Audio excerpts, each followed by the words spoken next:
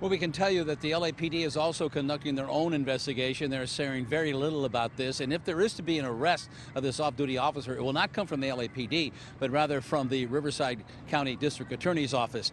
We have been told a short time ago by someone not authorized to speak on the record that what the family's account may not be what actually happened. According to these various sources, there may have been some shouting and even some shoving, and the undercover officer may in fact have been pushed to the ground while holding his one-year-old son. And then we are told that's when the shots rang out. Mommy, we need to go somewhere. In this cell phone video, after the shots had stopped, you see a small child being held in the arms of someone. And then you see a woman yelling at the person taking the cell phone video to stop. 7 of them. We don't know who that woman is, or if that's the child the off-duty LAPD officer told investigators he was holding when he felt threatened and then opened fire with his concealed weapon. Anybody who is lawfully armed as a citizen has a right to use lethal force if they're lawfully armed and if they're presented with a lethal threat. And that's just one of the key questions in the opinion of legal expert Steve Meister.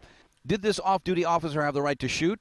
And how much of the incident was caught on security cameras? Based on the information that he thought his life was being threatened or his child. I can't say. I don't know enough. None of us do. That's just the point. There can be no conclusions drawn from this evidence so far. There's just not enough, and people who have actual possession of it are looking at it. And they're saying very little, especially when it comes to the off-duty LAPD officer.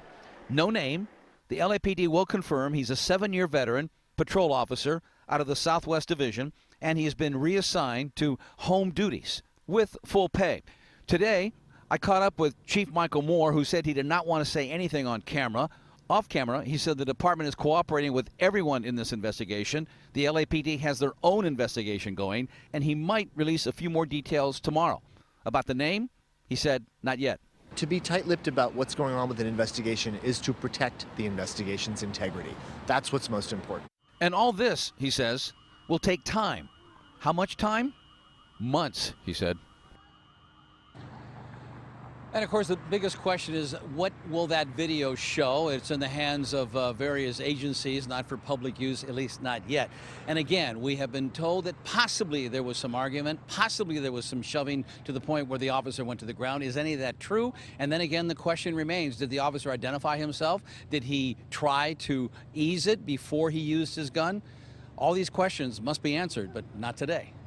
Reporting live from outside police headquarters, I'm Dave Lopez, CBS 2 News.